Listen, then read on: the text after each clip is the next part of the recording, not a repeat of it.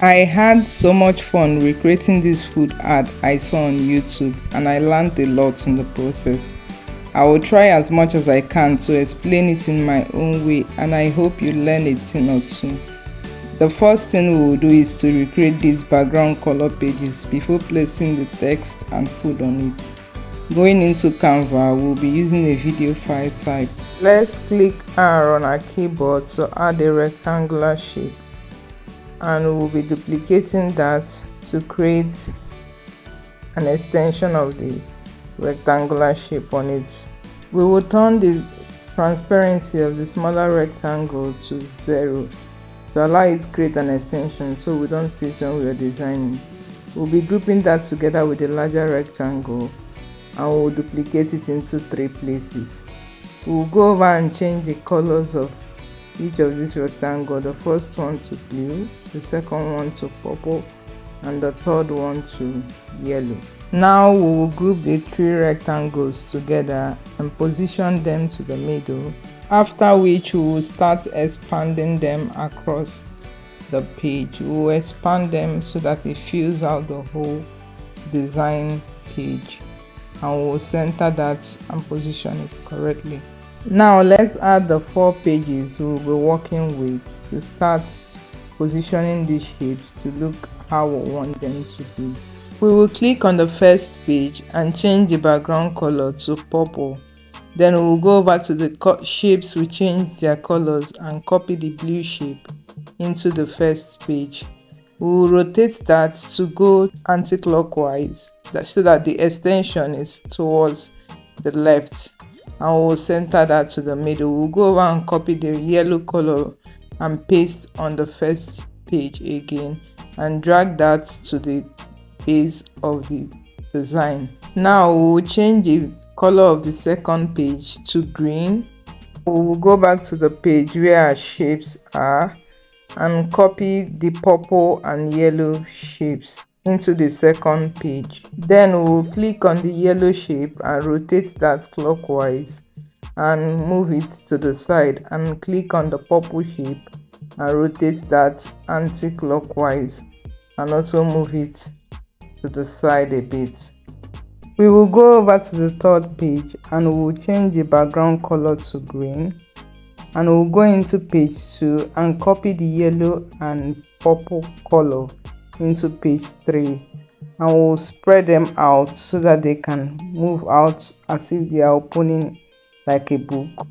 Then we'll go back to page 1 and copy the blue color into page 2, and we'll pull the blue color out so that the extension is the one holding the blue color, so we don't lose it in the process. This is the result when you add match and move in between the 3 pages, which we will do after we finish adding the food and the text. Let's change the color of the 4th page to green. Then go over to the first page to add our text by clicking T on our keyboard. We will type in delicious and change the background color to white. Then we'll expand that. Now we will go over to elements to start adding our food. Let's take out the background by using edit photo and going to remove BG to remove the background of the food, and we will spread it out to fill out our screen and position it to come down on our page. Let's change the font of our text to Tan Jamboree and position the text correctly. We will duplicate the text and change the effect of the duplicated text to holo and reduce it to 30. Let's go over to position and put the food in between the 2 texts so that the holo text is at the top while the other text is under the food. And let's position the 2 texts to align properly. We will go over to the second page and go back to elements and add the food we'll be working with. We will remove the BG of the food and adjust the sides properly so that they become the same size. We will scale it down and position the food correctly to the middle. We will now add our text and expand the text box on both sides to give a bit of space. We'll move that to the left and duplicate the text box so we can add our second text, which is chicken. So we'll have irresistible chicken on the page. Let's select the chicken, the irresistible, and the food and position them correctly to align properly to the middle and give them the same spacing horizontally. Now let's drag them still grouped and position them to the center of our page. Let's go over to page 3 and start adding our food by going back to elements and picking the food we'll be working with. We'll edit the photo of the food by removing the BG and we'll scale it up and position it at the middle of our page. We will add the text sizzled into flavor to this page and we'll tap enter behind the sizzle to give a bit of space, so when we move the text out of scale we'll be able to see it. Let's duplicate the text and apply the holo effect as we did with the first page text to it, and go over to layers and place the text behind the food so that the holo text is on the top of the food, and we'll position that correctly. Now let's go over to page 1 and copy the delicious, the food, and the holo text delicious into page 2. This will be useful for when we apply a match and move transition for it to match and move smoothly. Let's copy the delicious text and move it to the top of our design. If you see, we left a space under the text so that when we move the delicious out of sight, it will not be deleted. Let's scale down the size of the chicken we copied from page 1 to be the same size with the chicken on the page 2, and drag that up and rotate it clockwise and send it to the top. Now let's copy both text on this page and the food into page 1 and scale it out so that it's as large as it can be, and so that the food that we copied in from page 2 can be the same size as the food on the page 1. Let's drag the text we copied in from page 2 so that it goes a little bit out of sight, and let's position the food and rotate the food anti-clockwise and position it behind the food already on page 1. Then drag it down so that it is out of sight, leaving a bit of the frame so that it doesn't get lost in the process. We will go over to page 3 and paste the same image we copied from page 2 and scale it out the same way we did it in page 1, but this time we'll be dragging it to go up, all of it, the text and the food itself.